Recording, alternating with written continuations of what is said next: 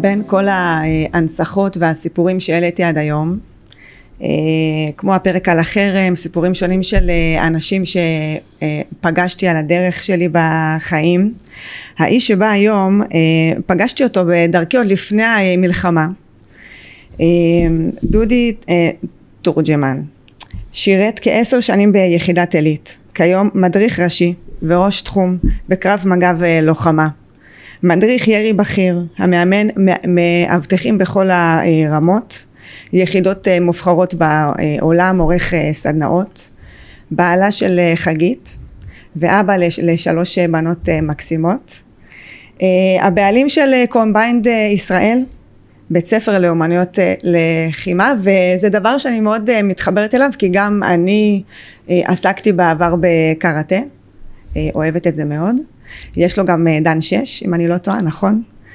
ואני הייתי רוצה לדעת, דודי, איך התקבלת ליחידת העילית? בוא נלך קצת אחורה כאילו לצעירותך. מעניין אותי הקטע של היחידות האלה, זאת אומרת, איך בכלל מתקבלים לדבר המדהים הזה? אוקיי, אז קודם כל בצעירותי, תמיד ידעתי שאני אהיה משהו כזה, ביחידה שהיא מיוחדת, שהיא באמת מעל הכל, וזה אחרי השירות הצבאי. השירות הצבאי הייתי בעצם צנחנים. אוקיי. כשהשתחררתי, התעסקתי בכל נושא האבטחה, משהו כמו 2 ואז טסתי לחו"ל לחצי שנה, לטיול, ושם ידעתי שכשאני חוזר, אני מתגייס לאחד מהמקומות האלה. והתחלתי להתמיין למספר מקומות במקביל, והראשונים שפנו אליי זה היחידה הזאת. ממש אחרי השירות כולו, זאת אומרת, הסדיר. כן, לא קשור לסדיר בכלל. אין קשר, כן. אנשי קבע. כן.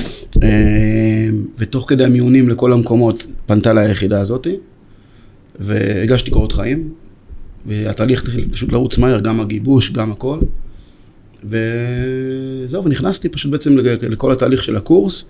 צריך להבין שכאלה יחידות, המיונים הם א' קשים, ב' כמות האנשים שמתקבלים היא כמות נמוכה. למשל אצלי בקורס שלי, זה התחיל מ-2,000 מתמיינים, לגיבושים הגיעו 100 אנשים לכל גיבוש, לקורס הגיעו 22, והתקבלו 15 אנשים. מתוך 2,000 איש שבעצם הגיעו. והתקבלו בעצם בסוף 15 אנשים, שבסוף זה יחידות קצה, זה דברים שאנשים שהם עושים... העילית של העילית. דברים באמת קיצוניים, כן, באמת קיצוניים. וגם ניגע תוך כדי בנקודות עוגן בתוך השירות של המקום הזה. כן, ואהבת שם את הפעולות שעשית, זאת אומרת, זה משהו של מה? שבלב שלך עד היום, ואתה ממשיך עם זה בעצם, נכון? יש לי פה את הלוגו של היחידה שהוא מקורקע לי על הגוף, זה אחד. ו2, זאת יחידה שבאמת עושים דברים שהם ייחודיים. מה גם שהיחידה הזו מתמחה בחילוץ בני ערובה, שהיא מקבילה בעצם היחידה שנקראת ימ"מ, אבל היחידה הזו עושה דברים שהם בתוך מתארים ייחודיים נקרא לזה. אבל כאזרחים? זאת אומרת, או משהו שהוא שייך לצה"ל? זה שייך לגוף ביטחוני. לגוף ביטחוני, כן, אוקיי. וזה אנשי קבע. זה רק אנשי קבע, אין שם בעצם סדירים, כולם אנשי קבע. יש שם אנשים שהם בני מחזור שלי, שעדיין בעצם מגויסים. אני פשוט עזבתי כי רציתי להתפתח בכל תחום ההדרכה, ואנחנו גם ניגע בזה. כן, עד היום בעצם הקמת את קומביינד ישראל. איך בעצם הגעת לרעיון הזה של הקמת הבית ספר? אז קודם כל, כבר בשנה האחרונה שלי בעצם התחלתי לחשוב איך אני מפתח את עצמי, ואיך אני בעצם מפתח שיטה לפי הצורת חשיבה שלי, שזה מציאות, פרקטיקה שמתאימה לאזרחים ולאנשי ביטחון. כבר זה הכל ממש שלך, אתה הקמת את זה לבד. הכל זה שלי ב10 אצבעותיי. אוקיי. מה גם שבספר העמוד הראשון מספר תכף נדבר איפה זה עליו. התפתח. זה התפתח מתוך אימון שהעברתי ביחידה, וקרה שם איזה משהו. קרה שם איזה משהו כמאמן, שרצית להיות מאמן. שאמר לי כמה אני לא מבין בכל תחום הסכינאות, לחימה נגד סכינים, ומשם התחלתי בעצם לפתח את הסיפור הזה ממש לעומק. לחקור ולבדוק ולראות, וגם שם נולד הספר, הקונספט. כן, הסכינאות אגב, זה מתנגש לי קצת עם הדן 6, כי כאילו קראטה זה יד ריקה, ופתאום אתה אומר, פתאום משהו שהבנתי שאני רוצה לעסוק בו, עם נשק קר. אז קודם כל, אם יש תחום שאנשים לא נוגעים בו מתוך פחד, כי קודם כל אין פה שחור ולבן. נכון. יש פה הרבה אפור, יש פה הרבה אי הצלחה. בגלל שבסוף, א', הספר ממוקד בלחימה נגד סכינים. חלק מההתמחות שלי, חלק גדול מההתמחות שלי, זה בעצם לחימה עם סכין. שזה בעצם הספר, ללא מעצורים, גם, של דודי. נכון, שהספר נולד בעצם בקורונה. הייתי בבידוד, ורציתי תמיד לכתוב ספר, ואז היה לי צ'אנס, היה לי שבועיים עם עצמי לבד בחדר, והתחלתי, שמתי את הלפטופ על הרגליים, התחלתי לכתוב את הראשי פרקים של איך זה התחיל, ומשם התחיל בעצם להתפתח הסיפור הזה. כן. וזה כמו לידה של תינוק אולי. של ילד, כן, ממש ככה, ממש. כן. גם בפרק זמן שזה לקח, כי זה הולך וחוזר להפקה ובודקים וכל זה. והספר, אם את תפתחי, תראי שהוא מאוד גרפי, יש בו המון תמונות, גם של פציעות וכאלה, והוא היה בשחור לבן. אוקיי. שבוע לפני ההדפסה, עצרתי הכל, והוא נהיה בעצם צבעוני. כי בסוף חלק ממה שאני עושה בחיים זה גרפי, זה משהו בעצם שהוא חייב לראות בעין, איך זה נראה, כדי להבין באמת אם זה עובד או לא עובד. מה גם שהספר הזה הוא אינטראקטיבי, אין כזה בארץ. זה ספר שיש בו בעצם ברקודים של QR. אוקיי. ואני מקרין את ה-QR הזה בפלאפון, ותוכן שאני מסביר עליו, או אירוע שבעצם הסברתי עליו, פתאום הוא מוקרן לי בתוך הפלאפון. בתור סרטונים? כן. כלומר שאתה מדגים, וואו, זה מדהים. כן, אז יש פה גם בעצם ראיונות של אנשים שעברו אירועי דקירה ושרדו, כי אלה שלא שרדו, לא יכולתי לראיין אותם. כן, ברור. אבל יש פה באמת אנשים, חיפשתי נשים שהם עברו אירועים ושרדו, חיפשתי אזרחים, וחיפשתי אנשי כוחות מיוחדים, והגעתי לכולם. והתחלתי בעצם לאסוף חומרים ולהבין, לנתח תגובות וכאלה. עכשיו, הספר הזה מחולק להמון דברים. יש פרק שכל כולו ממוקד על נשים, בגלל שא' אני נשוי, וגם אני אבא ל3 בנות. אז מתוך בעצם ההגנה עליהם בעצם. ההגנה, הדאגה וכל זה, הקדשתי פרק אחד שלם לנשים, משני רבדים. 1, מחבלות ותוקפות. 2, זה נשים שעברו בעצם אירועים בבית, עם הבעלים, הבני זוג וכאלה. כן, נשים מוכות כנראה. כן, אז זה גם בעצם חלק מההנצחה כלשהי. כן. וגם כדי בסוף להבין שבלחימה אין קשר אם זה גבר או אישה, בסוף התגובות הן די דומות. שכולם בעצם סוגלים, ואני בתור כולם אזרחית נכון. חושבת שאני לא אוכל לעמוד מול מישהו שהוא יותר נראה לי גדול ממני עם סכין. אז לכן, יפה. בדיוק. אז בדיוק פה אני בעצם נכנס לתוך הסיפור הזה, כן. כי בסוף כשמישהו מגיע אליי לאימונים או לסדנאות, אני רוצה שהם יצאו קודם כל עם מודעות, ואחרי זה עם תחושה של מסוגלות, שהם יכולים לעשות משהו. עכשיו, אי אפשר למכור אשליות. אני לא מוכר לא אשליות ולא תיאוריות. לא רק זה, אני מאוד מוכר פה בארץ תור אחד שמנפץ תיאוריות. אני בודק דברים, אני משקיע בכל הציוד לחימה שלי, וציוד הדרכה בצורה כזו שאני יכול לבדוק כל דבר, אם עובד או לא עובד. כמובן, כמה שאפשר בעצם שזה יתקרב למציאות. כן, בגבולות כן. אבל בסוף הניסיון שלי שהבאתי בעצם במקום שעבדתי בו, ושם עוד הייתי מדריך ראשי של היחידה, אז היה לי חופש פעולה לבדוק את מה שאני רוצה. כן. כל דבר. ואז אתה מבין מה הסיכויים. עכשיו, אין פה באמת שחור לבן, יש פה סיכויים. סיכויים לסבירויות, להישרדות, גם של גבר, גם של אישה, של לוחם על, שהוא מאומן ומיומן, שגם הרבה לא שורדים, בגלל הרבה דברים, אבל הסיכויים שלהם פשוט עולים. כן, תראה, תכלס בפועל, כשבאים להתקיף אותך, אתה לא חושב יותר מדי על התיאוריות, אתה פשוט מגיב. אבל כשאתה צריך לדעת איך, אז צריך ללמוד את העניין הזה, נכון, בדיוק. איך להגיב, ובאו אליך המון נשים, זאת אומרת, בתקופה של בית הספר, או שכאילו אתה אומר, תבואו, כי... אז קודם כל, כשהוקם הדבר הזה, התכנים שהייתי מעלה היו מאוד, מאוד אגרסיביים, וזה הרחיק הרבה אנשים. כן, זה היה נראה קצת, כן, אולי אגרסיבי מדי. זה קרבי מאוד, נכון. כן, אוקיי. וקיבלתי איזו תגובה מאיזו אישה שכתבה למה אין פה נשים. אוקיי. אז אמרתי לה, מכל מה שראית בסרט, זה מה זה מה שהפריע, כן. ועכשיו לאט לאט פתאום נשים נחשפו לדבר הזה. נשים שהגיעו אליי, הם הגיעו כדי ללמוד, או כדי לקבל כלים לשרידות.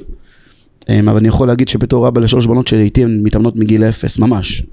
יש לי תמונות שלהם, כשהם יצאו מהבטן, שמתי להם... הן באות לקומביינד ומתאמנות גם איתך שם, או שכאילו אז הבחורה היא באה מדי פעם לאימוני סימולציות, ואני גם כן מעלה את זה לרשת כדי להעלות טיפה מודעות וכאלה, אבל השאר או בבית איתנו, או בכלל בעצם הקורונה, זה הזמן הכי טוב. כן, היה ממש זמן בידוד, אז נראה לי... אשתי הייתה בקבע גם בצבא, אז אני הייתי איתם לבד בבית. אוקיי. וביום הראשון של הקורונה, שמנו דף על השולחן, ואמרתי להם, בואו נעשה לוז. ובלוז שעשינו בעצם, היה לנו כל בוקר. הקטנה אמרה, בואו נקום ב6, אמרתי, אני לא צריך להגזים. אוקיי. אז קמנו בעצם בבוקר בשעה נורמלית, לכל אחד. כן. והיינו אוכלים ביחד, וכל יום היה אימון, היה יום כושר, והיה יום של לחימה כזה או אחר, וגם זה הלך פה גם כן לאקסטרים. בלי שיעמום, זאת אומרת, ממש כל יום עשיתם זה משהו שקשור. בלי שיעמום בכלל. כן, וגם נראה לי ששמירה על הכושר בתקופה הזו היא מאוד חשובה.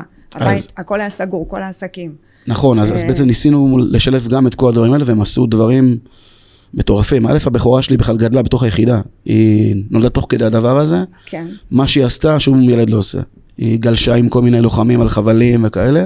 זה גם היה התחום שלי, אז חלק מה שעשינו בעצם בקורונה, חיברתי חבלים בחצר, והם למדו לגלוש, למדו לטפס, למדו זה, היה לנו זמן באמת, ממש היה לנו זמן לעשות כל מה שהיינו רוצים.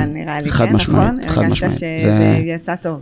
כן, עכשיו כל אחד היא שונה, אז גם צריך פה לכל אחד לחבר את הדברים שיותר מתחברים אליה. כן, אין, אני שוב, אולי זה ככה אגיד, שאין כל כך הבדל בין האישה לגבר בקטע הטקטי, אבל יש כאלה שיותר אולי חלשות פיזית, או אתה יודע, זה עניין של כושר אישי גם. חד משמעית. קודם כל זה, אם היא רוצה להתחבר לתחום הזה, וכמו שאנשים שמעו וזה פורסם, אני לא אומר פה זה משהו סודי, בחלק מהאירועים האחרונים שקרו בעזה, בחילוצים, גם שם לקחו חלק נשים. כן. שזה, צריך להבין, כדי שאישה תגיע לכל התפקידים האלה, זה באמת, באמת נשים מיוחדות. נכון. שא' הן חייבות להיות מיוחדות, וגם הם עברו הכשרה מאוד ייחודית, שלא כל אחד, לא כל גבר גם עובר. גם במקום שאני הייתי בו, גם כן הייתה שם אישה אחת, שהיא הייתה עושה דברים ייחודיים ושונים לגמרי. וזה מדהים. זה מדהים ממש, כן. אז כשנגיע ל7 באוקטובר 2023, איך היום הזה השפיע עליך ועשית איזה משהו שאתה יכול לספר לנו עליו? כן, אז קודם כל ב7 לאוקטובר הייתי אמור בכלל טוס לווגאס. זה היה יום שבת, כן. נכון, זה היה יום שבת, היינו בכלל בנהריה אצל ההורים שלי, והייתי אמור לטוס בערב לווגאס, שם בעצם בית ספר לקרב מגע שאני מנהל אותו מקצועית. היה לי כבר כרטיס, סמינרים, אנשים כבר... שם את הבית ספר? זאת אומרת בווגאס... אני אחראי על כל הקטע המקצועי שלו, אני הייתי אמור לטוס בכל חודשיים לשם, שה7 לאוקטובר זה היה התאריך שהייתי אמור בעצם לטוס, הכל היה ארוז, הכל היה מוכן, מתאמנים כבר נרשמו לסדנאות שלי, היה שם 4 סמינרים רשומים, הכל נעול. רק ממתינים לך. כן, עכשיו הקטע הוא שהיה פרסום והכל היה מסודר, ואז פתאום כשהתחיל הסיפור של הטנדר הזה, כן. בראש שלי אמרתי, כאילו כמה זמן כבר ייקח בעצם לפתור את זה, כמה שעות, ייגמר. וכן, אף אחד לא ציפה לדבר כזה. ואז הגענו שעה 12 בצהריים, והיינו עדיין בנהריה, ואמרתי לאשתי, תקשיבי, בואי ניסע לכיוון הבית, בעצם למרכז, שם נבין מה קורה, אם אני טס, לא טס וכאלה. 8 בערב הבנתי כבר שאני לא טס, ואמרתי לבעלים של הבית ספר בווגאס שאני לא מגיע, ואז התחלתי בעצם לקבל מידע ממה שקורה שם, כמובן מהחבר'ה של היחידה שלי, כי אני כבר לא שם, אני מדי פעם עוזר וכאלה, אבל אני לא, אני לא חלק מהיחידה, אבל חלק מהחבר'ה שם זה אחים שלי, והיה לי חבר שכל שניים העביר לי מידע כל הזמן, ומה שהפעיל אצלי את הטריגר, זה בעצם חניך שלי שקיבל בעצם שני כדורים לחזה, לקרמי, וזה אמרתי שאין סיכוי שנשאר בבית. זה חדר לו את הקרמי? לא. לא, הוא ניצל, זאת אומרת. הוא ניצל, חד משמעית ניצל מהסיפור הזה, וזה מה שגרם לי פה להחליט, שאני לא נשאר בבית. עכשיו, ניסיתי בעצם להבין איך אני עושה את זה. כן. לאיפה אני הולך וכאלה. עכשיו, מסתבר ששני חבר'ה שלי, שהם גם כבר לא ביחידה, התחילו כבר בעצם לבצע מהלכים, איך בעצם לחבור אליהם לשם, והם חשבו שאני בכלל בווגאס. אז בגלל זה אולי יצרו קשר. ואז הם לא זה, ואז יום אחרי בבוקר ממש, אמרתי להם, שמעתי שהם בעצם מתעסקים, ואמרו לי, אתה אבל בווגאס, אמרתי להם, אני לא טסתי. ואז עשינו איזה נקודת חבירה, נסענו, פשוט עזבנו הכל, לקחתי כל ציוד לחימה שלי בבית, כל המחסניות, כל מה שאמור לעזור, להיות חלק מזה. ככה כאזרח, תשמע, זה לא עכשיו חלק... צריך להבין שזה כאזרח, ללא ביטוח, לא מילואים, ולא שום דבר, אם קורה לי משהו, חס וחלילה. אשתי הייתה נשארת בלי שום דבר, בלי כלום. אז טסנו, זה לא מתוך איזה משהו אמוציונלי, זה פשוט בעצם מתוך חינוך. זה חינוך שאנשים שהם כאלו, שהם גדלו בתוך כאלה יחידות, כאלה מקומות עם דרייב כזה או אחר, זה פשוט לעזוב הכל וללכת. ללכת בידיעה שלא יודעים מתי חוזרים. אני רוצה להגיד... ולעזור במה שצריך. בדיוק. ואני כבר לא חלק מהיחידה, אבל פשוט החוליה הזאת שלנו, השתלבה בתוך היחידה, עם רכב משלנו, הכל משלנו, עם קשר משלנו, ופשוט בעצם היינו איתם ביחד בכל מה שהם עשו, למשהו כמו בעצם כמעט שבועיים.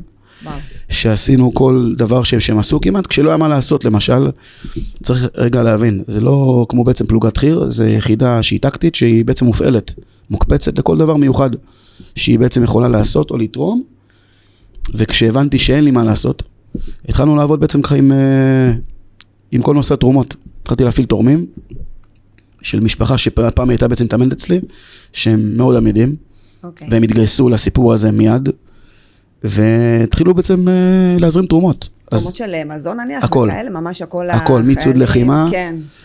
הלכתי לאיזה מותג מאוד מסוים שאני עובד איתו, רוקנתי חצי חנות.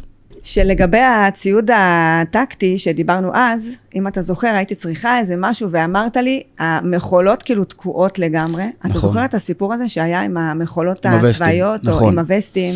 אז אני, היתרון שלי נקרא לזה, שאני בעצם מבין בציוד וכאלה, אז גם היה ציוד שהתורמים הביאו ולא הסכמתי לחלק, כי אמרתי להם שזה ציוד שהוא לא אמור בכלל להגיע לאף אחד. הרי בסוף כל מיני תורמים רצו לתרום. והם חשבו שאם בעצם מביאים דברים שעולים 1.5 שקל בכמויות, זה דבר שאפשר לתרום אותו. כן. בסוף צריך דברים איכותיים שמחזיקים זמן וגם מתאימים בעצם ללחימה. יש בסוף תקן לכל אמצעי. נכון. אז היה פה סיפור פה בעצם פה בארץ על כל נושא הווסטים, וכשאת ביקשת ממני וסטים וזה, אמרתי לך שהכל תקוע. נכון. בגלל אירוע שקרה, שהביאו וסטים שלא מתאימים וכאלה, והיה גם כן וסטים שהגיעו אלה שלא הסכמתי בכלל לחלק אותם, שאם הייתי מחלק אותם, הייתי עושה עוול בעצמי, אבל זה בעצם מה שעשיתי. התחלתי בזמן הפנוי לחלק ציוד. כן. אז אותם בעצם תורמים הביאו את הציוד לאיזה מקום, היינו באים אוספים, ובגלל המיקום שלנו שם בעצם בעוטף, היינו יכולים להגיע לכולם, ממש לקצה של הקצה. ממש עזרה ענקית, באמת, זה נשמע כאילו, אתה יודע, ממש... ממש, זה כשלא היה בעצם מה לעשות, היינו הולכים לחלק דברים. אז תמיד היה מה לעשות, זאת אומרת, חשבתם שאין מה לעשות, ותמיד נראה לי... דאגנו לעצמנו בעצם לתעסוקה, זה ברמה שלא היינו שמים כל יום בשעה 10-11 בלילה. וחזרתם ככה הביתה כל יום? זאת אומרת... אז היו ימים שהיינו בעצם נשארים שם, הרוב היינו חוזרים, איפה שאפשר להשתלב בלחימה, משתלבים, אין כלום, הולכים לחלק ציוד. היו פעמים שהגענו בעצם לתוך בסיס מסוים, הבאנו לדברים, איך שיצאנו, התחיל שם קרבות עזים, וואו. ואמרנו, או שיש לנו מזל, או שאני לא יודע מה, אבל זה מה שבעצם עשינו במשך שבועיים. ואז הצבא גייס אותי, ליחידת מילואים שהיא של, נקרא לזה, שהיא של יועצים, שהם בעצם עוזרים לנתח את האירועים שקרו, ואיך בעצם לייעץ בכל נושא הלחימה בתוך בסיסים וכאלה, טיפה בדיעבד. כן. אבל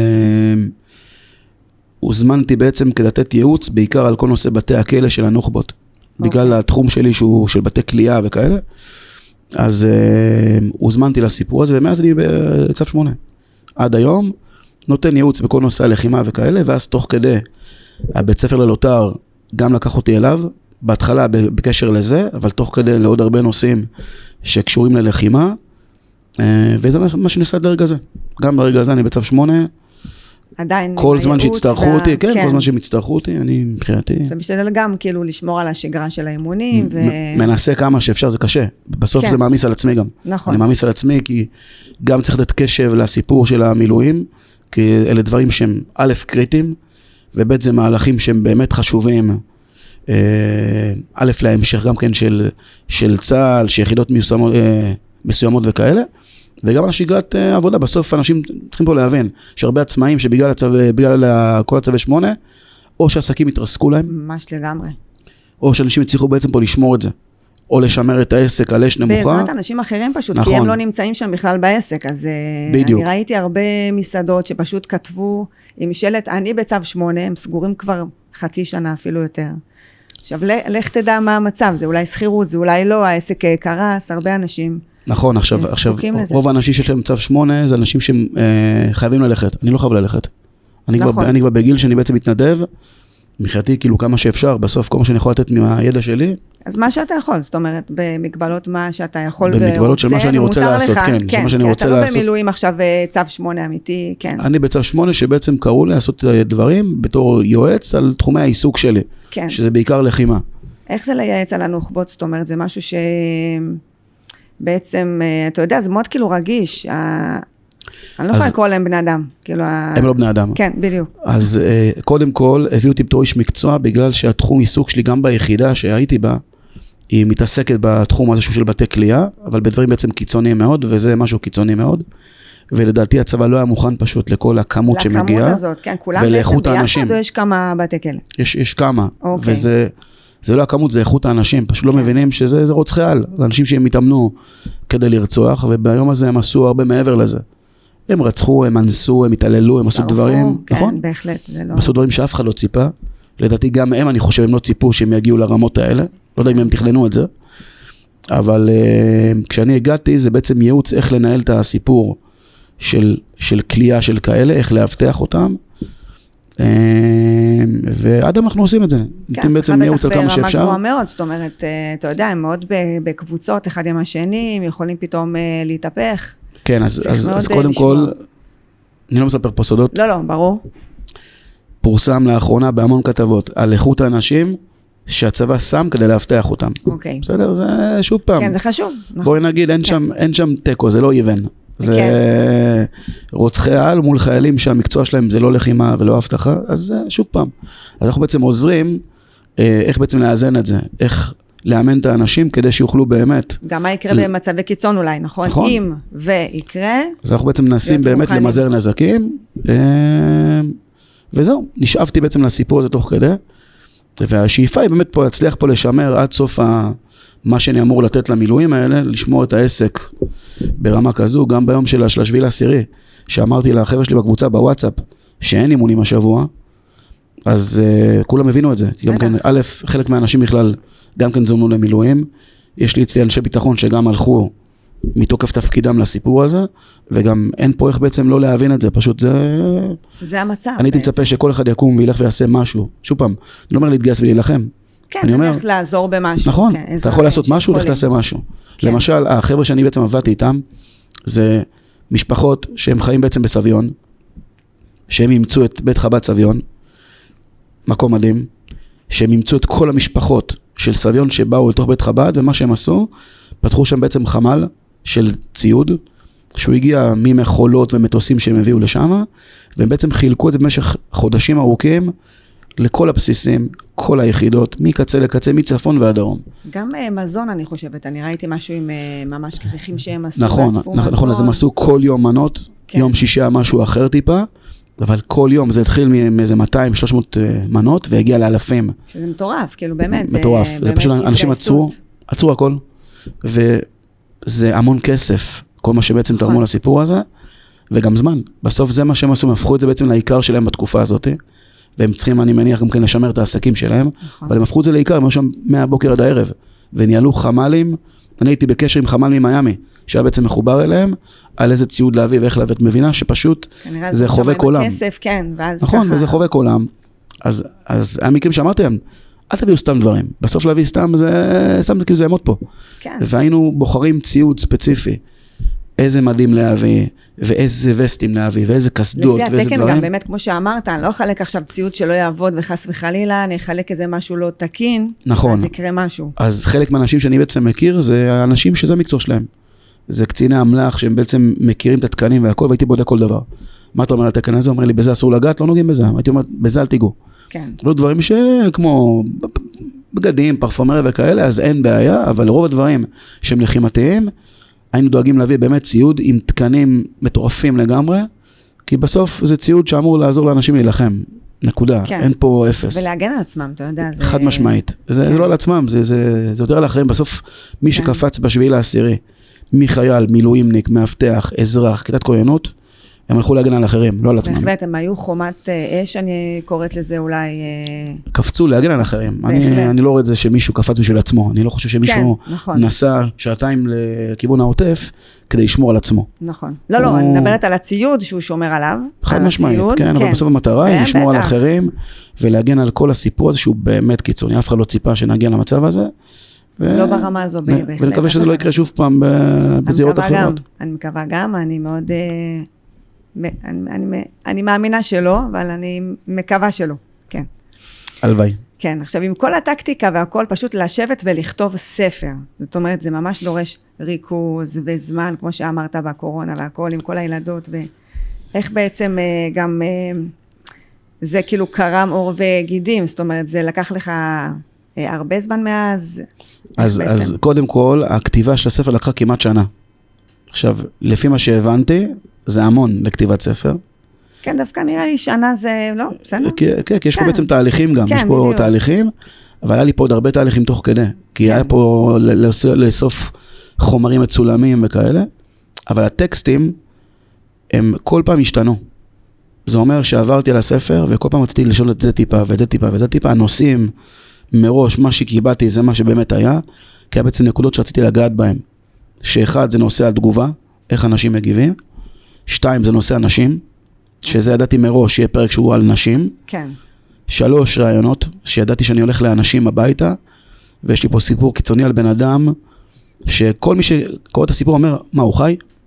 אז הוא חי, הבן אדם חי. משהו שקרה לו בעצם, ווואו, אוקיי. משהו קיצוני. הוא, כאילו, כל מי שרואה אומר, אין סיכוי שהוא שורד הבן אדם הזה, והוא שרד. אנחנו בקשר עד היום, אני מלווה אותו בהרבה בעצם רבדים של החיים שלו. היום טיפה פחות בגלל בעצם צווי 8 שגם הוא בצו 8 עכשיו. אוקיי, וואו. אז בעצם פחות, אבל בתקופה ההיא היינו פשוט בקשר כל הזמן. ויש שם פרק שלם שידעתי שזה יהיה על אנשי ביטחון.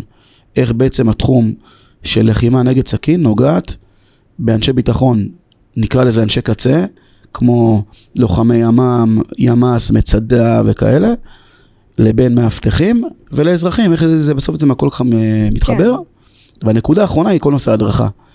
איך בסוף להביא את הידע הזה למשהו פרקטי. ולהביא אותו לאחרים. כן, ולא להשליות. אני שמתי לעצמי, כשהוא קם בבית ספר, זה גם כן כתוב בספר, אני לא אמכור אשליות בחיים. בחיים. שבוע שעבר העברתי סדנה לאיזה קבוצה, ואמרתי למישהו, אמרתי לו, תקשיב, קח את האקדח, שים בכספת, ותתאמן לפני שאתה נוגע בו. אוקיי. כן, עכשיו זה משהו קיצוני לעשות. יש אנשים, כן, שלא כל כך שולטים כן. מי שיחשוב בסוף בקטע עסקי, מה שעשיתי זה לא עסקי. אבל בסוף עסקי אצלי זה משהו אחד. ואמיתי. והקטע הערכי זה משהו אחר לגמרי, והאני מאמין שלי, חד משמעית זה מעל הכל. אני באמת מאמין שאפשר לאמן כמעט את כולם. השאלה באיזה דרך, והשאלה איך, ועם איזה אמצעים, וכמה אותו אחד רוצה באמת ללמוד. הבעיה שלנו פה בישראל שיש לכולנו זיכרון קצר. אני מעריך שעוד כמה זמן, 7 ל-10, לצערי הרב, הוא טיפה התמסמס, ועכשיו מרגישים את זה. מרגישים את זה. שאנשים טיפה... במיוחד במרכז, שאתה פחות עם הטילים בצפון או בדרום, אתה יותר מרגיש כאילו חזרת על השגרה לגמרי, מתמסמס קצת הסיפור. וזה מעצבן, אני בתור אחד שהוא עוסק בלחימה, ואני מול כיתות כהנות וכאלה, את מבינה שבסוף יש כאלה שמבינים את הצורך, ויש כאלה שהם חיים את השגרה שלהם, כאילו שלא קורה שום דבר. ואם היינו עכשיו נוסעים, עכשיו אני ואת, מפה לעוטף, היינו מבינים שאין לא שגרה ולא כלום, הכל נשאר דומם. יש מלחמה אמיתית. והכל נשאר שם דומם, הכל נשאר דומם בכל המקומות האלה שהם בעצם עברו את כל החורבן הזה. כן. וזה בעצם בתפקידי, זה התפקיד שאני שמתי לעצמי, להתעסק בלחימה 24/7, זה מה שאני עושה. כשאנשים אומרים לי בעצם מה אני עושה בחיים, אני מתעסק בלחימה. כן. אם זה... הנשמה שלך נראה לי, חד משמעית, אני עוסק בזה. עכשיו, גם כשאני עוסק בעבודה עם נשים, ילדים אני פחות עושה עם ילדים, כי צריך איזה קשב מאוד מסוים. זה יותר מגיל 18 כזה, או אפילו יותר? כן, אצלי בית ספר שלי פתוח מגיל 17, 18 ומעלה. כן. היחיד שהסכמתי לקבל אותו, היה בן 15, בתנאי שאבא שלו התאמן בקבוצה. אוקיי. והוא ילד תותח, הוא התאמן עד לגיוס, היום הוא בעזה. אז זה, אבל אצלי כולם בוגרים גם הווייב הוא אחר. גם המשמעת, יש משמעת, כן? אבל עדיין זה וייב של אנשים בוגרים, אנשים מבוגרים, שבאים בסוף, לא לשחק, הם רוצים בסוף לרכוש כלים. כן. אם זה להגן על עצמם, על המשפחה ועל האחרים. זה גם בעצם הווייב שלי, באימונים, בסימולציות, בכל מה שאני בעצם מראה לאנשים, שבסוף הדבר הזה הוא כלי עבודה. זה כלי עבודה שאם הוא מיושם נכון, אני מקווה, שהוא בסוף אמור לעזור לאנשים. ואמרת הרבה פעמים את המילה הגנה, ואנחנו גם צבא ההגנה. מה עם התקפה? יפה. אז קודם כל, כשאני... אוקיי, לפני זה. לא כתוב אצלי למשל, בתוך הספר הזה כמה דברים. אפשר פה לרפרף בספר מילה במילה, יש דברים שאני לא, שהם מכמה סיבות. קודם כל, השם של המקום שהייתי בו, אני לא כותב, בגלל, א', מקטע של צניעות. אוקיי.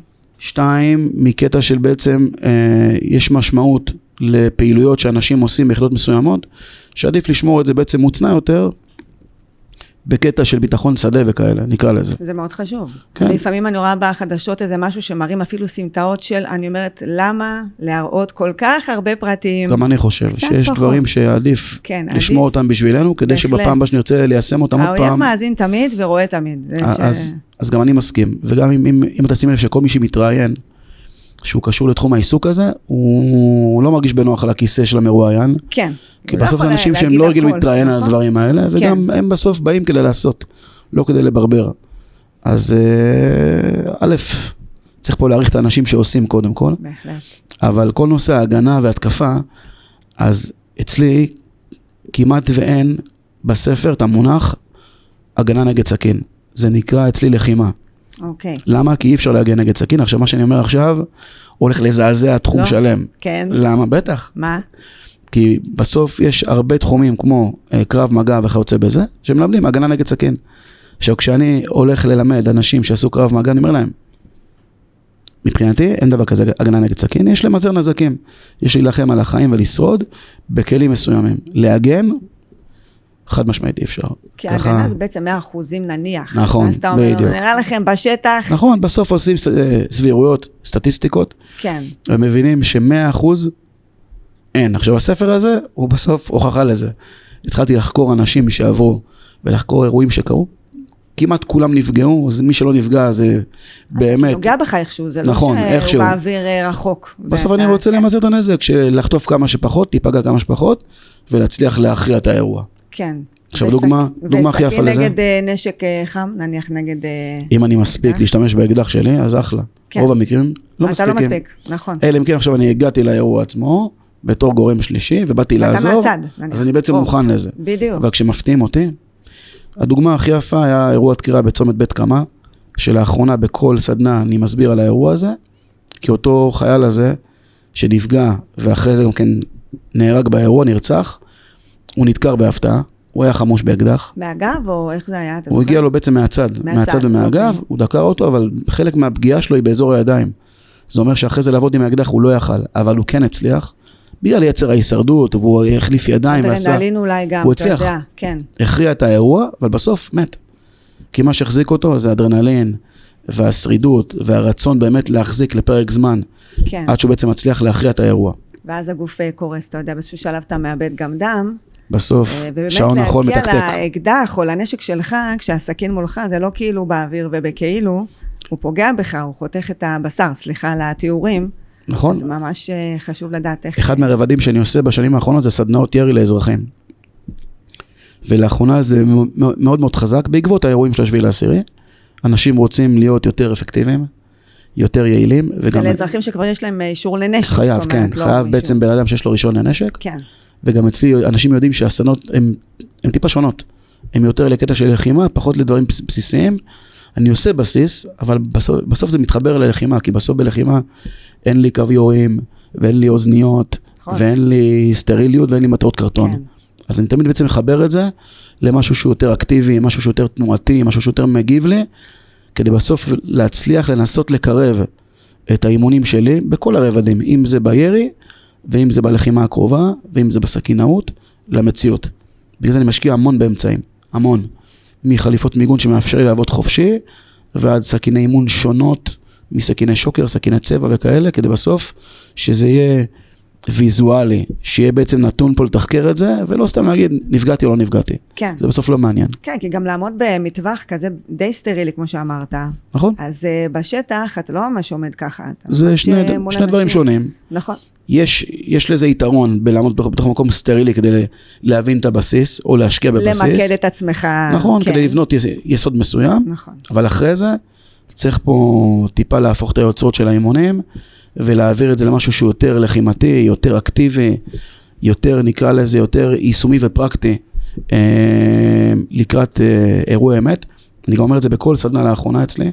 הרבה מהאימונים שלי מושפעים מהאירועים של 7/10. כן, זה משהו אני מביא בובות של תינוקות בכוונה, כדי גם להשפיע על הקטע הרגשי, ולהשפיע על הקטע הפיזי, מאמץ, חד משמעית. בסוף קפצו לאירועים האלה אזרחים שלא התאמנו שנים, נכון. ולא עשו שום דבר פיזי שנים, קפצו אנשי מילואים שלא היו מופעלים המון זמן, פתאום צריכים לרוץ עם ציוד לוחם עליהם וכאלה, אז אני תמיד מוסיף מאמץ, או דברים, כדי שבסוף אנשים צריכים פה להבין, שאחד ועוד אחד, וגם זה כתוב בספר 50,000 פעם, אחד ועוד אחד לא שווה 2. אוקיי, ואני חושבת על עצמי, אם היה לי נשק עכשיו, הייתי חייבת, נראה לי כושר ממש כאילו גבוה, ואני רואה אנשים שאין להם כושר ויש להם נשק. מה אתה אומר על זה? אז יפה. השבוע כתבתי על זה איזה משהו בפייסבוק, נכון? אוקיי, כן? אז לא ראיתי, כן. בדיוק על הסיפור הזה. אז קודם כל, הרבה הלכו להתחמש, כדי שקודם כל שיהיה אקדח. נתחיל עם זה. לא כל מי שחמוש באקדח מתאמן. חלק מהאנשים שמו כדי שיהיה להם אקדח, הולכים לראות בחידושי רישיונות, כשזה צריך פעם בתקופה מאוד מסוימת, או שהם לא נושאים אותו עליהם בתקופה הזו, או שהם שמים, בלי באמת לדעת כמה הם יעילים ואפקטיביים. זו אחריות מאוד גדולה. חד משמעית. זה ממש, תקשיב, אם יעקבו אחריי, הם יגנבו לי את הנשק, יגנבו לי את, אתה יודע, ואז, לא יודעת, יתפסו אותו, ואז אני לא אספיק, אני בכלל לא בכושר להחזיק אותו. כל מה שאמרת נכון, אני יכול להגיד על עצמי. כן. שלפני 7/10, היו הרבה מקרים, שירדתי עם הכלב החוץ על החצר, אמרתי 20 דקות, חצי שעה, לא צריך את האקדח וכאלה, היום אין סיכוי. רק על הצ'אנס הזה, ועל הסיכוי, שאם יקרה משהו, ואני אהיה ללא, זה כבר כמו פלאפון, זאת אומרת, אתה חייב אותו. אם משהו קורה, אתה צודק. קצת שונה מפלאפון, אבל... לא, אני אומרת, כאילו, צמוד אליך. אני לא רואה את עצמי כיום, באמת, ואני אומר לאנשים, בסוף גם צריך להיות פה גם כן פרקטי. אנשים לא ירוצו עם אקדח עליהם, ולא יעשו דברים שהם פיזיים, כמו כושר כזה או אחר עם אקדח עליהם, אבל כיום אני רץ עם האקדח עליי, ואני עושה דברים שמאפשרים לי להיות עם האקדח, כי בסוף משהו בתוך המיינדסט שלי לא יאפשר לי, אחרי זה להמשיך אותו דבר, אם יקרה אירוע ואני אהיה ללא אקדח, אוי ואבוי לי. ואתה עם סכינים גם עליך? ובעקבות כל כן? תמיד. קודם כל סכין תמיד הייתה חלק ממני, גם ביחידה, כיום גם כן כל מי שלוחם ביחידה כזו או אחרת ישים עליו סכין. האם מותר בישראל סכין על הגוף? לא. חוקית אסור. אסור? אוקיי, זה לא ידעתי. חוקית אסור, יש לזה כל מיני בעצם היבטים שמאפשרים שיהיה אולר באורך מסוים, עם נעילה, ללא נעילה וכאלה, כן. אבל בינינו הרבה ישימו סכינים עליהם. אם שוב נחזור לסיפור של 7/10, כן. כשאנשים אומרים לי, רגע, מותר או אסור? אני עונה להם תשובה אחת. 7/10. 7/10, הרבה אנשים... הוא שינה את כל החוקים, זאת אומרת, נכון? גם את המחשבה, את המיינדסט של הלוחמים נראה לי בכלל. אני אומר לאנשים, בחוק אסור, אבל 7/10. תזכרו ככה. אני בסוף, אשתי בבית לא חמושה. ויום אחרי הדבר הזה, היא אמרה שהיא רוצה להוציא רישיון, והיא יכולה להוציא רישיון. היא גם יודעת קצת, כאילו, אתה... ממש מעט. כן. זה הסנדלר הולך יחף לגמרי פה במקרה הזה. רק הבנות קצת, כמו שאמרת, כן. אבל הסיפור שבסוף צריך להבין, אם ניקח סיפורים לחתך רוחבי ב7/10, הרבה נשים נשארו לבד בבית עם הילדים, כי הגברים היו רובם חלק מהכוננות, או שיצאו החוצה להגיב, ונשארו בבית ללא כלי נשק. אני או ב8 או ב9/10, הגעתי למישהי, במקרה הייתי פוסט כזה בפייסבוק של מישהי, לא זוכר אם זה מנחל עוז, או מניר עוז, לא זוכר, שהיא עלתה פוסט על הבחירה של סכין להגנה עצמית. למה? כי היא רצה עם ילדים לתוך הממד, ואז הבינה שאין לה שום נשק בידיים. ואז היא רצה החוצה למטבח, פתחה את המגירה והתחיל שם דילמות. אם לקחת סכין שהיא שפיצית, סכין שהשפיץ הוא הגלגל. יש הרבה סוגים, כן, נכון. האם צריך שיניים, האם צריך להב חד, ואמרתי, תקשיבי, קודם כל, מדהים, רק על הדילמה, בזמן של סטרס, כן. ואיפה לתקור. הייתי לוקחת הכל ורצה, או אתה יודע, מההיסטריה. אז התחילה בעצם לחשוב איפה כדאי להתקור. עכשיו, כל זה, זה מה שאני עושה בחיים, זה בעצם איך לאפיין לאנשים אמצעים שמתאימים להם, איך לאפיין ללוחם אמצעי שמתאים לו. אני פיתחתי סכין, שכל המהות שלה זה לחימה, והתחלתי לחשוב בדיוק כמו שהיא חשבה. אם זה מתאים לעבודה כזו או אחרת, ואם הלאו צריך להיות בצורה שפיצית כזו, או סוג אחר של קצה של לאו. כן, זה סכין שאמרת לי שהוא עוד לא מוכן להיום, אבל אנחנו נעלה את התמונה כשיעלה הפודקאסט. נכון, יש לי כבר סכין אחת שכבר עשיתי אותה. כן. אבל משהו שם בתהליך לא היה כזה תקין מבחינתי, גם אל מול היצרן וכאלה. אז זה איפשהו בעצם... מיועדת להרבה דברים, זאת אומרת, אתה עושה אותה משהו ממש ללחימה... זה לא לכילוב של תפוזים. לא, ברור, ללחימה, אבל נניח בצורה ספציפית שאתה רצית? כן. הצורה והכל. עכשיו, בייצור של הקודמת למשל, התפשרתי שם על הרבה דברים. בפעם הזו, אין פשרות. הכל, כל צורה, כל קו שם, כל מקום בידית שם, זה לפי מה שאני ביקשתי, וחברתי לבן אדם שאפשר לי חופש פעולה מטורף בסיפור של הסכין, והמהות של הסכין הזו, לשמש לוחמים בשדה הקרב. זו המהות של הסכין. היא גם, בגלל שאני מאוד מאמין בלהתאמן כמו שאני אלחם, כן. היא גם יוצאת עם סכין אימונים, כמו בקודמת שלי, עם סכין אימונים אחד לאחד, באותו משקל, אותו אורך, רק בצבע טיפה שונה. זה מפלדה מאוד, מאוד מסוימת, שהיא בעצם מאפשר לשמור על ההשחזה ועל החוד של הלהב לאורך זמן. הרי בסוף אנחנו לא סמוראים, אין פה לאף אחד זמן פה להשחיז. ברור, בדיוק. אני רוצה שלוחם ישים את הסכין תוך הנדן שלו, שיהיה מוכן. כשישתמש, יעבוד, יחזיר. היום אני יכול להגיד שהסכינים הקודמות שלי, כל מה שהגיע לפה לארץ נמכר, עוד לפני שבכלל הגיע לפה, והן מפוזרות בעזה, על גבי לוחמים שונים, ששלחו לי בעצם תמונות של הסכין שלי עליהם, שישמרו על עצמם, וואו. וגם נפגשו אנשים שונים, עם אותם סכין. זה הסכין של דודי. וזה מגניב, קודם כל זה מגניב, זה גם, זה מסב גאווה לי ולמשפחה שלי, בסוף אנחנו כולנו בתוך הדבר הזה ביחד. כן. והסכין הבא, יש גם איזשהו מהלך שאני מנסה להניע בצבא כבר הרבה שנים, ואולי עכשיו... כן, אתה יכול קצת לספר לנו שטיפונת? משהו שיהיה היסטורי, כן? אז אני אומרת את זה מראש, אבל... אני יכול להגיד שנה וחצי האחרונות אני עושה הרבה מהלכים היסטוריים.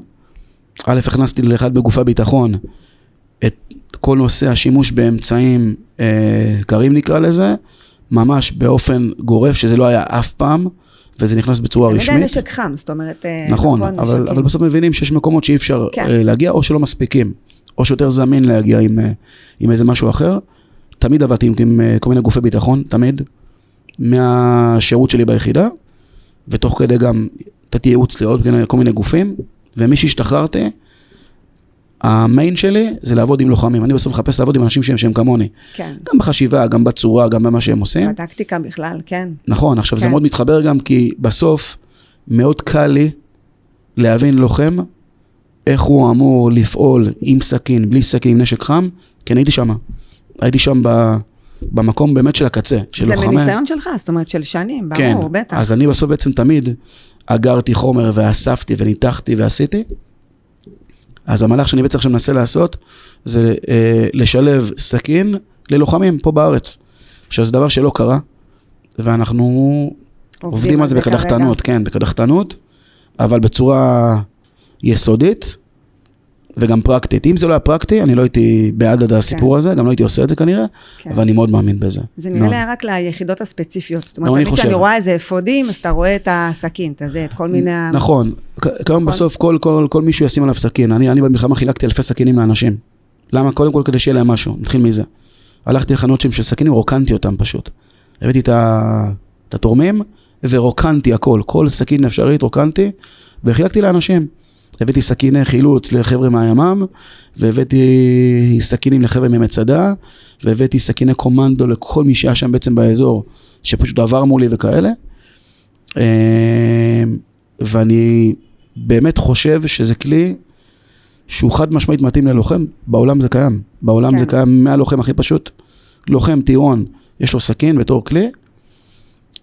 כוחות מיוחדים, יש להם חד משמעית סכינים. נכון. סכינים מאוד ספציפיות גם. או שהוצבו להם ספציפית, או שסכין שמתאימה לייעוד שלהם. פה בארץ זה לא קיים דבר כזה. יש לכולם סכינים, כי כל אחד שם לעצמו... אבל לא מיועדות נראה לי במיוחד, כמו שאתה אומר, משהו... נכון, כל אחד בעצם שם פה לעצמו איזה משהו, כדי שיהיה לו סכין. הוא לא באמת יודע מה עושים איתה. כן. אז אני בצורת חשיבה שלי, זה שידעו בעצם מה עושים איתה. שאני לא אומר להתחיל את זה עם הלוחם הפשוט. צריך אולי להעביר את ההכשרה הזו לחיילים בעצם, נכון? אז יש שתי בעיות. אחת, זה מי זה הקהל יעד. שאני רואה את זה קודם כל כוחות מיוחדים, חד משמעית, כי הם בסוף מגיעים לאימפקט הרציני, ושתיים, זה לא להכשיר קל לי להכשיר את כולם. אני יכול עכשיו לתת לך סכין ביד, תגיד לי מה לעשות, כן. נהיה פה כמה שעות ביחד, את תראי שאת יכולה לעשות עם זה דברים. אוקיי. הקטע הוא זה לשמר את זה, כי אם עכשיו זה כמו כל יכולת. זה לא פניים, בסוף צריך פה, כמו באדם שעכשיו בעצם יורה בנשק, הוא מתאמן, אותו דבר זה עם סכין, אז זו המטרה בסוף. לבנות משהו פשוט, שאפשר לשמר את זה באופן פשוט. לא יודע אם זה באופן עצמאי, אבל עדיין, באופן פשוט, שזה מצליח פה לשמר את היכולת, כדי שבסוף הכלי הזה באמת יהיה כלי שהוא נמצא על הגוף, והוא שמיש. ולא סתם באמת יעזור לחתוך איזה חבל. יופי שהוא על הגוף שלי, אבל... נכון, זו המטרה בסוף. כן, יש לך איזה פרק שהכי ככה אהבת בספר? משהו או כן. בסוף כל הספר פה, הוא מחולק לבעצם נושאים חשובים. כולם כולל כולם. עכשיו, גם הסיפורים שם, הם סיפורים שהאחרון דווקא, יש עליו בעצם צנזורה על כמה פרטים, בגלל הזהות של אותה בעצם אישה. שבספר היא בעצם אזרחית, שעברה אירוע דקירה בגלל שהיא עבדה בעצם עם איזשהו מישהו באיזה חברת הייטק, נקרא לזה, והם התחרו על איזה פרויקט. אוקיי. והיא זכתה, והוא לא, והוא החליט בעצם שהוא נוקם בה. כן, עכשיו הקטע הסקסי פה נקרא לזה, זה מי זו הבחורה. עכשיו את זה אני לא יכול לכתוב פה. לא, ברור. אז הורדתי את כל הפרטים האלה למשל, וגם את הפרטי פציעה שלה, יש שם פרט ספציפי, שאם הייתי כאילו כותב אותו... ביקשה אגב, או שפשוט אמרת זה, כן, כי היא ביקשה לא לשים? זה גם היא ביקשה, אוקיי. וגם בגלל שזה היה בעצם תחת חקירה הדבר הזה, אז זה דווקא גם כן פה לא... משהו ספציפי, כן. אז הלכתי פה על קווים כלליים של הסיפור, שהם מאוד ספציפיים, אבל אופן הפציעה שלה שהוא היה ממש קיצוני, הורדתי, וגם את מיזו. מיזו הבחורה, כי הסיפור שלה הוא באמת מגניב, זאת אומרת, מה הקשר? כן. אז הקטע שלה למשל, וזה הסיפור האחרון דווקא, היא בעצם קפאה. היא קפאה, כשהגיעה אירוע דקירה, היא קפאה במקום. אגב, נראה לי כמו רוב האנשים שזה יקרה להם. חד משמעית. אני אומר לאנשים, כולם קופאים. מאיפה באת? כן. יש סכמה שנקראת fight or flight. עכשיו, כולם מכירים את זה כמעט. מי שלא מכיר את זה, זה בעצם סכמה של פסיכולוגיה בלחימה, שאני עלול להגיב בצורה מסוימת. כשיקרה בעצם משהו מלחיץ או מפחיד, fight זה בעצם אומר שאני אלחם, שאני אגיב בצורה אקטיבית. flight זה אומר שאני אברח. באמצע יש פריז, אנשים קופאים במקום. אוקיי. עכשיו, כמה שבועות אחרי הסיפור של הקורונה, של השביעי, קרה לי משהו בבית, עם הבנות למשל, שזה מטורף. זה כאילו, שם לי את הסכמה הזו מול הפנים, איתם כאילו. לבנות שלי. וואו, אוקיי. עכשיו, יש לי גדולה שבת 14.5, 12.5 ובת 10. וכל אחת עם משהו אחר בטח. כל אחת שונה. יש אחת שהיא פחדנית. אוקיי. לא נגיד מי זו אליה. לא, לא נגיד. אנחנו יושבים בעצם בשבת, אחת בשבתות בעצם בסלון, רואים טלוויזיה, כולם. פתאום דפיקות בדלת, דפיקות צוערות. וצועקים את השם של אשתי, חגית הצילו, חגית הצילו. עכשיו אני בראש שלי, אמרתי שהעוטף הגיע לפה עכשיו הסיפור הזה. הדפיקות, הידית, מנסים לפתוח את הדלת של הבית. עכשיו, הייתה לי בעצם דילמה אם אני רץ לחדר להביא את האקדח, או שאני רץ לדלת. מה שקרה עם הסיפור של הבנות שלי זה ככה. פלייט, הגדולה ברחה לחדר. אמרת לה, אם כבר ברח, תקחי את הקטנה איתך ביחד. הקטנה קפה במקום, ממש פריז, עמדה במקום כמו פסל. והאמצעית, היא לוחמת על. היא רצה לידית של הבית, וניסה להחזיק אותה כדי שלא יפתחו. עכשיו, אני מניח שהיא עשתה את זה, כי או שהיא שמעה מהחדשות, מה שעשו בעצם בעוטף, האנשים שנלחמו לידיות, כן. אני מניח שזה משמה, אבל אוטומטית, היא רצה לידית, להחזיק אותה בכל הכוח. עכשיו אני אמרתי, אני ארוץ לחדר, הביא את האקדח, או שאני אשאיר אותה ככה לבד עם הידית, ואז הלכתי בסוף בעצם לדלת. בסוף מה שקרה זה משהו אחר בכלל לגמרי, זה שכנה שהתינוק שלה איבד את ההכרה וכאלה, והיא רצה עזרה, וישר היא באה אלינו, וגם הצלנו אותו. כן. וזהו, אז בעצם בסוף הדבר הזה סגר לי פינות, ואני מספר עליהם כל הזמן, על הדבר הזה, שבסוף אין קשר לגבר, אישה, ילד, ילדה, התגובות הן תגובות. של בן אדם. כן, איך אני מעצב אותם? זה באימונים, זה בהכשרה. בסוף לוחם על, כמו לוחמים בכוחות מיוחדים, הכי מיוחדים שיש, אנחנו רוצים לעצב אותם, שהמצב של הפייט הזה, הוא יהיה המיין שלהם, שהוא תמיד ילחם. האם זה מצליח? לא תמיד, תמיד חלק מהאנשים הם יקפאו. השאלה היא, אם בסיפור של הכפייה, הוא פתאום יוצא החוצה ונלחם. אז אפשר לעבור מפריז לפייט? זאת אומרת, ללמד בן אדם, נכון? בסוף כולם קופים. שלא פריז? כן, בסוף כולם קופים לפרק זמן משתנה. אנחנו רוצים שהפרק הזה יהיה ממש קצר. עד שאתה מבין את הסיטואציה. כן, בסוף כולם בני אדם. גם לוחמי ימ"מ וגם כל לוחם כזה או אחר, בסוף הוא בן אדם. ולטעמי הקטע הכי מרגש, זה כשעת החילוץ של נועה ארגמני, הלוחם שאמר לה, נועה, אנחנו הולכים הביתה, הטון דיבור שלו, הוא כאילו התרגש. בטח. הוא התרגש מאוד, וגם אחרי זה ברעיון איזה מישהו אמר את זה, אחד מהמפקדים כאן אמר שהוא התרגש בזה, וזה מרגש, כי זה קודם כל זה אומר שאנחנו בני אדם, ובסוף לוחמי העל, כמו הממניקים האלה שהם מטורפים, הם בסוף בני אדם, לא יעזור כלום, כי יש להם ילדים, נכון. ויש להם נשים, והם בסוף עם לב, ריאה ונשמה. נכון. ובסוף כולנו פה חווים אותו דבר כמעט, אבל כל אחד בתוך העולם תוכן שלו. גם התחושות האלה שאתה מחלץ מישהו ומצליח בזה, לצערנו שנהרג כמובן. קודם כל זה גם מצליח, מה שהם עשו לטעמי זה לא פחות מהיסטוריה. בטח. כל החילוצים שהם עשו בתוך מקום כזה עוין, באור יום וכאלה. שני בניינים במקביל, זה היה מטורף, זה היה כאילו ממש, זה לא פחות מהיסטוריה. אמרתי, איזה אנשים... אני אמרתי לאשתי באותו יום, אני חוזר, אני מתגייס. זה עשה לי משהו בגוף. קודם כל זה מרגש, כי זה דמויות, נוער גם אני הייתה בסוף סמל כלשהו. נכון. וכולם הכירו אותה, גם בגלל הסיפור של האמא שהיא חולה מאוד וכאלה. וכשהם הלכו ושהם בעצם מצאו אותה, זה מטורף. וכשאחרי זה קוראים על כל התהליך של הפעילות הזו, אז מבינים באמת כמה שזה קיצוני. מה שהם עשו, וזה רק באמת, רק להצדיע להם. ממש, כן. כל הפעולה הזאת באמת הייתה, גם אתה אומר, מה, לא בלילה, באמצע היום, זה היה כאילו מטורף לגמרי. חד משמעית. ממש. כן, זה נתן לך בטח איזו תחושה כזו שהלוואי שהייתי שם. מהתחושות, נכון? אני מניח שמי שכל פעם אחז נשק אי פעם, או מתישהו, היה רוצה להיות חלק מדבר כזה. וגם היה גאה בזה בטח, כאילו, בכל היחידה הזו, אפילו שזה ימ"מ של המשטרה, זה לא משנה, זה יחידה בדיוק. אין קשר בכלל, בסוף זה דגל ישראל, ובסוף, ברגע שכוח כזה הולך לחלץ מישהו, הוא גם הולך בעצם מטעמך, ואת מרגישה שאת חלק מהסיפור הזה. אתה חושב שיש עוד סיכוי לעוד חילוץ כזה? הלוואי. כן, הלוואי, הסיכויים הולכים ופוחתים, כן? כן, עם הזמן. הלוואי. כן. אני מאוד מקווה. אני מקווה גם. היום בסביבה של האלימות קצת שלנו, לא עכשיו החופש הגדול בה, יש לך איזה מסר קצת לנוער, כאילו אתה אומר, אתה לא עובד עם ילדים, אבל מהבחינה שגם אתה אבא וגם הלוחמה. אני אגיד לך משהו בעצם מהצד שלי, קודם כל בגלל הסיפור של הבנות שלי. אנחנו מאוד מאוד שומרים עליהם, ומאוד מגנים עליהם, ומאוד מגוננים. כן. אבל בסוף, יש גם גבול לכמה שאפשר בעצם להגן עליהם, כי בסוף יש להם הרבה אקטים בחיים שהם לבד. כן, בטח. הבת שלי הגדולה מחר היא בטיול של המד"צים שלהם, טיול באילת ל3 ימים. אתה לא שם. אין לי שם שליטה על מה שזה, ואני אומר תמיד לבנות שלי, טיול אחרי צבא, אני בא איתכם ביחד. כי בסוף צריך פה להבין. א', אני אבא ל3 בנות. כשזה בן, זה פחות נראה לי. פחות מלחיץ, כן. אז א', זה מלחיץ, וגם פעם, את אומרת לי פה על קטע של אלימות עם נוער וילדים. פעם אני הייתי עושה כל מיני פרויקטים. היו מגיעים אליי באופן פרטי, הורים לילדים, שעברו התעללות בבית ספר. והייתי בעצם עושה איתם סשן של אימונים, שאחת מהן, זו ילדה, שהיא עברה מסכת של אלימות בבית ספר. מסכנה. ברמות שאת אומרת, אלימות פיזית ממש? ממש. כן, ברמה שדקרו אותה עם עיפרון גם. ואת אומרת, זה רמה של רוע, באמת שלא רואים. עכשיו, היא עברה איתי בעצם תהליך מאוד מסוים, שבהתחלה האמא בעצם לא הבינה מי אני, מה אני. אמרתי, ביום הראשון, תשבי על הספסל בפארק, אנחנו לא נהיה בכלל בבית, אנחנו נהיה בחוץ, ורק תראי שהכל פיקס, ואין פה שום דאגה.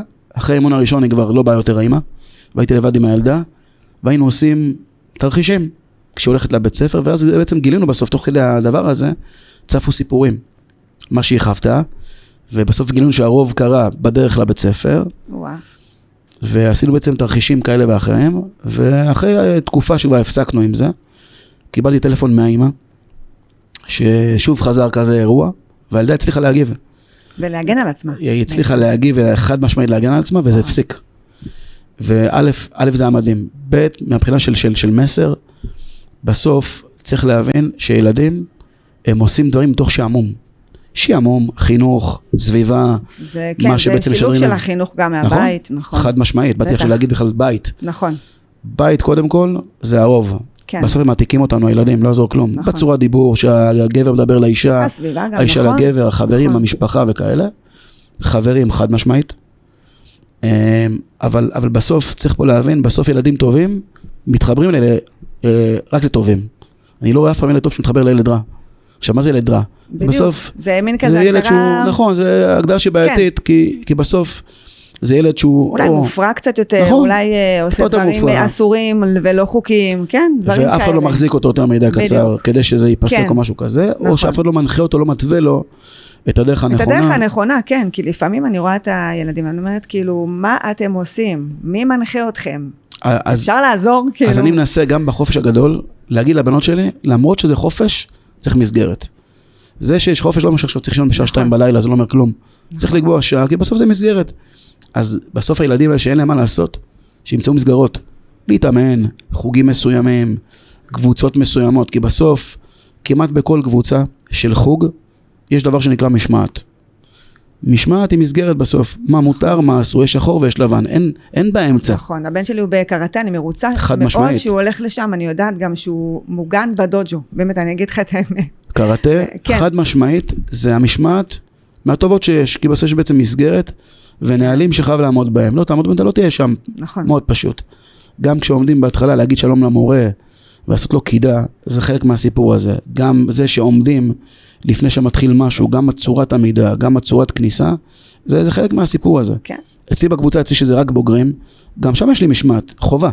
ברור. כי בסוף כל דבר שבעצם הוא נוגע בכל נושא התנועה, בטיחות וכאלה, חייב משמעת ברמות כאלה ואחרות. בכל גיל, כמובן, אני מאמינה גם שכל ילד, סליחה על התיאור, מופרע, יכולים לקחת אותו ולמרכז אותו ולתת לו את המשמעת. אני אומר שאפשר להשקיע בכל אחד. בהחלט. יש לי חבר, שהוא גם כן שותף שלי, שירתנו ביחד גם וזה, היה לו פעם מכון, שהוא באמת האיש הזה, מבחינתי הוא דוגמה להרבה הרבה דברים. כשעשיתי השקה לספר, והקדשתי בעצם לכמה אנשים תודות, גם לאשתי וזה, היחיד שבכיתי בגללו זהו. למה? למה? קודם כל בגלל שהוא בעצם מאוד מהותי למי שאני, גם בתור לוחם, גם בתור מדריך, גם בתור דברים שעשיתי תוך כדי. מכיר אותו ככה הרבה שנים גם? ממש, ואנחנו קרובים מאוד. וזה בן אדם שהיה לו פעם מכון לאיגוף תאילנדי, שהוא היה לו ככה אנשים בעצם מהרחוב. פעם אחת מישהו פרץ לו לרכב, הוא אמר לו, עזוב אותך עכשיו לפרוץ לרכב, בוא. והיה לוקח, ולא מרוויח מזה כסף. אבל בסוף את מבינה שבסוף, זה גם אני אומר את זה לעצמי, בסוף כסף זה אחלה, זה משהו אחד מאוד מסוים. צריך אותו, בסדר. אבל בסוף הקטע הערכי והערכיות של מה שאנחנו עושים, כן. זה משהו מטורף. אז דוגמה למה שהוא עשה למשל, זה שאפשר פה להתוות לכל אחד דרך. אני גם עובד עכשיו פה עם איזושהי פנימייה, פנימיית הכפר הירוק אפשר להגיד. אוקיי. ששם תמיד אני שומע סיפורים על כאלה שעברו תהליכים מאוד מסוים, ובסוף הם קצינים בצה"ל וכאלה, שזה מדהים, שאפשר בסוף להתוות לכוח את הדרך הנכונה, אבל עם הכלים הנכונים. בדיוק, לתת להם את הצ'אנס וללמד אותם. נכון. זאת אומרת, באמת ילד שהוא אבוד, הוא יישאר אבוד, הוא ילך לדרכים לא טובות, לא נכונות. אנחנו בסוף רוצים להתוות להם דרך שהיא נכונה לדעתנו, כן. בסוף... אבל שהיא גם טובה בשבילם. בסוף נכון וטוב זה סובייקטיבי. כן, נכון. בסוף כל אחד לפי בעצם אמות המידה שלו. אני את הבנות שלי נדע שאני מחנך לפי אמות מידה שלי, אני גם כן קשוח בהרבה מקרים. יש קשיחות, מותר. אני קשוח, אבא שלי אמר לי, פעם שאני מגזים, אני לא מגזים. כן, אוקיי. אני בסוף, יש להם בעצם הבית משמעת, אז משמעת, זה לא עכשיו... זה לא דיקטטורה. אבל יש להם שעות שהן צריכות בעצם לחזור מבחוץ, יש שעות, זמן שינה של כל אחת ואחת, יש להם מטלות. עכשיו אנשים אומרים לי, מה מטלות? מטלות? למה לא? יש להם מטלות. כמו מה למשל?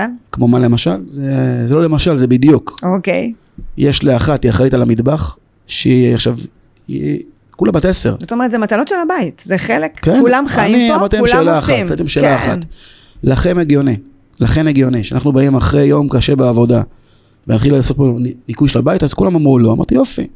בגלל הלא הזה, עכשיו, אז אחת אחראית על המטבח, שזה אומר מטבח, כלים, מדיח וכל הניקוי, אחת אחראית על כל נושא הכביסה, קיפול, תלייה וזה, עכשיו כולה בגובה של המתלה, כן, אבל לא משנה, אבל זה, והשנייה אחראית. אפילו שתתלה עקום, אחרי זה נתקן, אתה יודע, העיקר שיעשו וילמדו, אני לא קוראת לזה לעזור, אף אחד לא עוזר פה לאף אחד, כולם עושים ביחד. זה חלק, נכון. בדיוק. זה חלק מה שכולם עושים בבית, והן עושות. עכשיו, אם אחת לא עושה, היא תסגור עם השנייה, שהיא תחליף אותה לעכשיו, למשל ההוצאה של הכלב. כלב זה פרויקט של הגדולה שלי. זה גם מאוד ילד, זה ממש. היא ביקשה אותו, זה פרויקט שלה, והיא יודעת את זה. היא מוצאת אותו כל עכשיו, היא טיפה פצועה עכשיו, אז השנייה מחליפה אותה, והם עושים בעצם רוטציה. מי יוצאים, מי לא יוצאים וכאלה. עכשיו, זה לא עונש. לא. אני לא רואה את זה בתור עונש. כן. אני חושב שדווקא זה מתווה להם משהו על השקעה, על עמידה במשימה, לעשות משהו עד הסוף. דווקא זה חלק מהסיפור הזה. בהחלט, וגם אני רואה את המילה מולי שהיא מתאימה לך, ערכים. זה מה שמתווה אותך נראה לי מאז שאתה צעיר. כן. הערכים שבטוח ההורים שלך העבירו לך, וגם אתה נראה לי מהשירות שלך בכלל. נכון, אז קודם כל הערכים אצלנו הם דבר שהוא מאוד מהותי. כן. אני מניח, מה זה מניח? זה התחיל בעצם מההורים שלי. אנחנו 4 אחים שכולם, כל אחד הוא עצמאי בדרכו בדברים שהוא עושה, כולם שירתו בצבא, כולם עשו את חלקם וכאלה, ואני חושב שאחרי זה מהסיפור של השירות, בסוף צנחנים גם כן, זה משהו שהוא בנוי על קטע ערכי. בטח. על כל האתוס וכל הסיסמאות, וגם אחרי זה השירות של הכזה המשמעותי, בעצם היחידה, שהוא 11 שנים כאלה, שגם שם הובלתי קורסי לוחמים, שחלק מהסיפור הזה, זה להדוות ערכים, וחלק מהמהות של מה שאת עושה, זה חד משמעית, זה ערכים, שהם בעצם מדווים לך את הפעולות שאת עושה, את הבחירות שלך, אז אין ספק שהערכים זה משהו שהוא מתווה את הדרך שלי, גם במה שאני עושה, בעבודה, במילואים, ובטח בבית, חד משמעית, כן. יופי, דודי, אז תודה רבה שבאת. בשמחה, תודה רבה לאירוח. היה לי העונג, אני אראה שוב את הספר, ותקנו אותו, זה מעניין מאוד. חזר למדפים עכשיו. חזר למדפים עכשיו, מעולה. ואני בטוח אקנה. זה אימון, כי זה בתוך בעצם מסגרת אימונית נקרא לזה, אבל אימון טקטי בעצם זה מונח צבאי בכלל. נכון. כל הסיפור של אימון טקטי זה בעצם, זה לבצע אימון שהוא יותר מעשי, פרקטי, שהוא מדמה אירוע אמת, והוא עושה בעצם סימולציות. עכשיו, פה בארץ יצא לי בעצם פה שם, וכולם מכירים אותי בתור בעצם אחד שמעביר אימונים מציאותיים. זה אומר שאצלי בתוך המסגרת של הבית ספר שלי, כל חודשיים יוצאים מהאולם, ואנחנו הולכים החוצה, או למבנה נטוש, או בתוך מכוניות, או בים, או ביער, לוקחים סביבה אחרת. בשטח ממש, כן. ממש ככה, ובונים בעצם סימולציות, שמדמות האירועים שקרו פעם. למשל עכשיו, יש לי אימון קבוע, שהוא מוגדר, אימון טקטי לסדנאות ירי, שהוא הדמיה של 7/10. לקחתי אירועים שקרו שם, אירועים מזעזעים, והפכתי אקטים מסוימים, למעין מקצים שהם של תרגיל. עכשיו, בפעם האחרונה שהעברתי את זה לפני שבועיים, מי שתרגלה ראשונה, זו הייתה בחורה, שלא הייתה אצלי אף פעם באימון הזה, והמשפט הראשון שהיא אמרה, תוך כדי שהיא רצה עם האקדח בידיים, היא אומרת, איזה פחד. ברור. למה? כי בסוף זה אימון שאני מאפשר לאנשים לראות אחד בשני, עם אקדחים מאוד מסוימים, אקדחי צבע וכאלה, וגם רכשתי במשך השנים ציוד שמאפשר לי להביא את האנשים לקצה, כמו חליפות מיגון ואמצעים כאלה ואחרים, שמאפשר להגיע לקצה. עכשיו, מה שעשיתי בפעם האחרונה, למשל, אפרופו 7/10, היה שם אירוע מחוץ לתחנה של סדרות, שיש 2 ילדים בתוך רכב, שהאימא כבר בעצם נרצחה, ובאו שוטרים להציל אותם, ואחת מהבנות היא צועקת, אם אתם המשטרה של ישראל. כן, הילדה חמודה, נכון. איך קוראים לה? כן, ממש. ילדה ואח שלה, אתם של ישראל, היא צעקה להם, כן. נכון, אז הבאתי בעצם מחול 2 בובות, שהן בגודל כמעט אמיתי, שמתי בתוך רכב, ונתתי להם בעצם תרחיש, לרוץ לכיוון הרכב, להציל את הילדים. עכשיו, הם לא ידעו שמתחבאים 2 תוקפים כביכול בצד, אז איך שהתחיל הירי לכיוון, פתאום רואים את התגובות של האנשים, את הכיוות של הגוף וכאלה, ואני מחפש את זה. את איך אנשים מגיבים, אחרי זה להראות להם את זה בווידאו, ואחרי זה לגרום להם לשפר את מה שלא היה טוב, לשמר את מה שכן היה טוב. לשנות את התגובה אולי. כן, עכשיו, בסוף אימון טקטי יכול להיות גם לאזרחים, זה מה שאני עושה, ואנשים אומרים לי, איך טקטי לאזרח? טקטי זה בעצם הדמיה וסימולציה. אותו דבר אני עושה גם כן בצבא, בצבא אני עושה מהלך עם אחת מהיחידות, על כל נושא הלחימה הקרובה. איך להביא את המציאות לאימונים, על ידי אימונים שבחיים לא היו בצבא, בחיים, וחברתי ליחידה מאוד מסוימת, עם אנשים באמת מיוחדים שרוצים ללמוד, ויותר מזה הם רוצים להשקיע ולתת לצבא, בכדי שיהיה באמת כלים פרקטיים ללחימה. אנחנו מבלים שעות ביחד, על איך בעצם בונים אימונים שהם פרקטיים לאנשים האלה, עם ציוד מיוחד והכל מיוחד, כדי שבסוף יהיה באמת כלים, שיהיה יותר שחור ולבן מאשר אפור. שבסוף אפור בלחימה זה הצבע העיקרי. בהחלט, כי לא יודעים מה יהיה. ואמרת שהיא אמרה איזה פחד. כן. אתה פחדת פעם? אוקיי, ברור. קודם כל פחד הוא אלמנט שיגרום לי לעבוד הרבה יותר שקול. אם לא הייתי מפחד, אז זה יכול להיות שלא הייתי שורד הרבה זמן, כי בסוף פחד מרסן אותי. פחד גם יכול בעצם לבלום אותי. גם במקום שאני לא רוצה. צריך בסוף איכשהו בעצם לשלוט בסיפור הזה שנקרא פחד. גם אני הייתי בתחום שנקרא קופים, אני הייתי כאילו קופץ מגג של בניין. ויש אקטים שהם של פחד גבהים וכאלה, אבל זה להתמודד עם זה. להתמודד, לרסן אותו ולנתב אותו לאיפה שצריך. עכשיו, פחד חייב שיהיה. אם לא יהיה פחד, בסוף זה מישהו שילך עם הראש בקיר. כן. בסוף פחד הוא דבר שהוא, לטעמי הוא חיובי. הוא חיובי, ואני גם אומר את זה גם כן לבנות שלי. אין בה לפחד. השאלה מה אני עושה עם זה. אם אני מתמודד, או אם אני בעצם עכשיו בוחר לעשות משהו אחר, אבל אני בסוף בעד להתמודד עם הדבר הזה, להתמודד עם הפחד, ולרסק אותו כמה שאפשר, אבל בסוף גם כן לשמור אותו. כי בסוף הפחד הזה שומר עליי, איפשהו. כן. איך הגעת לשם הספר ללא מעצורים? מהסיבה מאוד פשוטה. לעצור סכין אי אפשר.